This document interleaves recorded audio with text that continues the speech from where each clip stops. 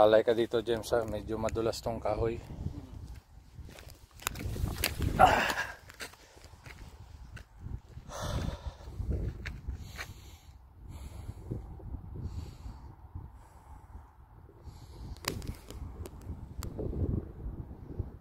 Kaya? Kaya naman.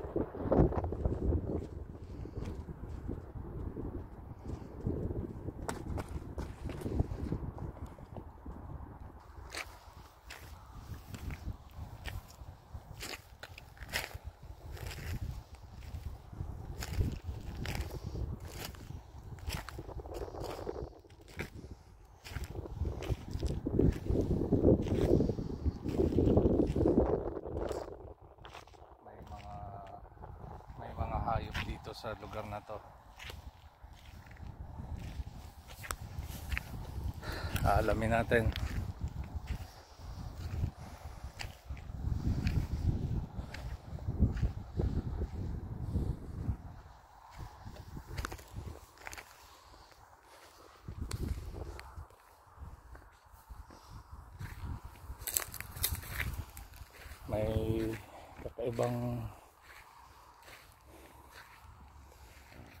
May kakaibang nararamdaman ako dito.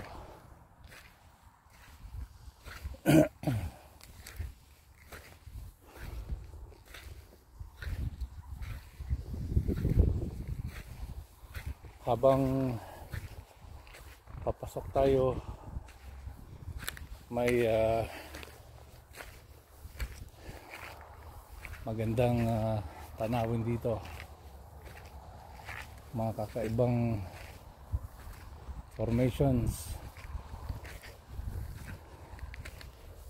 Para lang sa mahilig mag-trail, ito'y para sa kanila.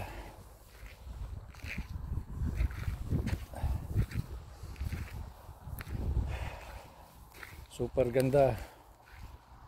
Para kang papunta sa isang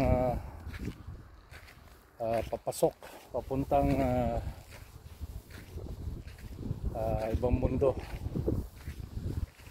Isang magandang tanawin.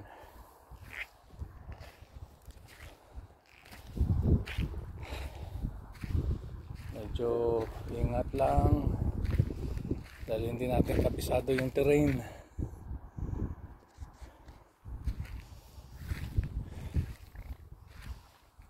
Isang kakaibang lugar.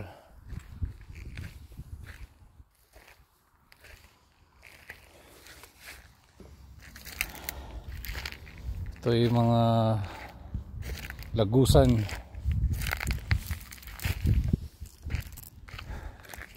Kung nakikita ninyo yung paakyat na yan,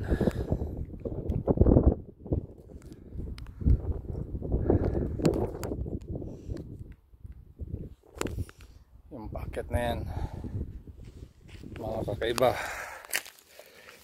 Against the light, so di na natin tutuloy, sayang yung oras natin na against the light. Ito yung kakaibang pagpasok natin dito sa lugar na to. Ito yung mga million years na dahil sa hitsura ng bato.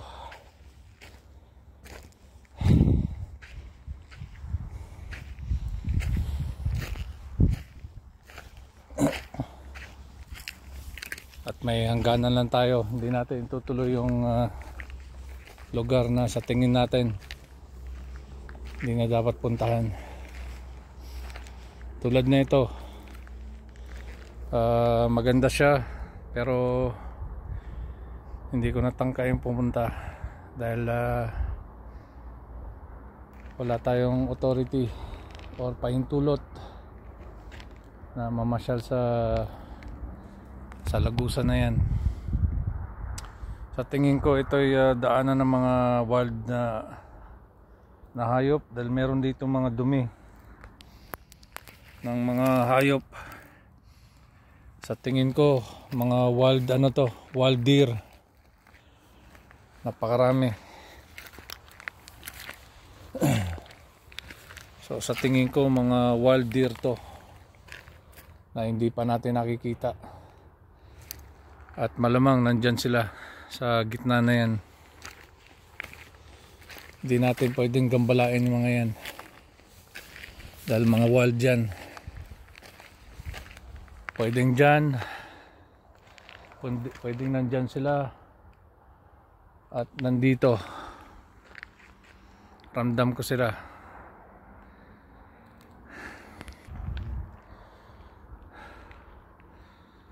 So hindi natin gagambalain sila sa pananahimik nilang territorial area. Ito yung territorial area itong napasok natin.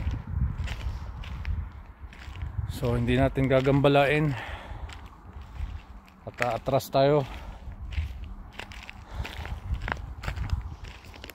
Dahil ang mga territorial wild animals kapag ginambala natin yung kanilang katahimikan, pwede tayong atakihin ng mga yan. So inala ko lang isang wild deer to mga to. Hindi pa natin nakikita. Ito ay pangatlong araw ng explore. Hindi natin mapasok-pasok yung lugar na yan. Dahil wala tayong permiso o permit to enter.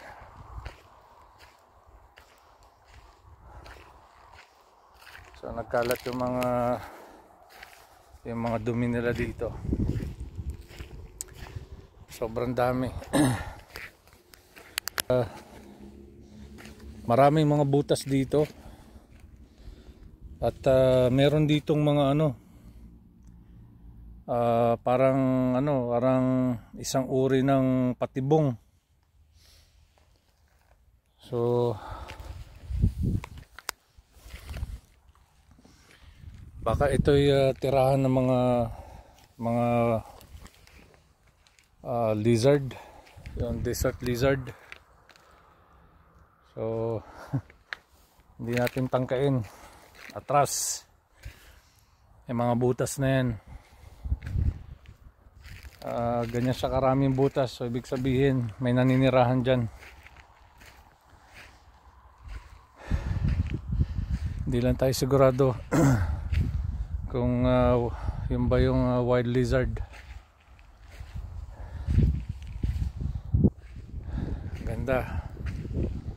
Ganda ng formation.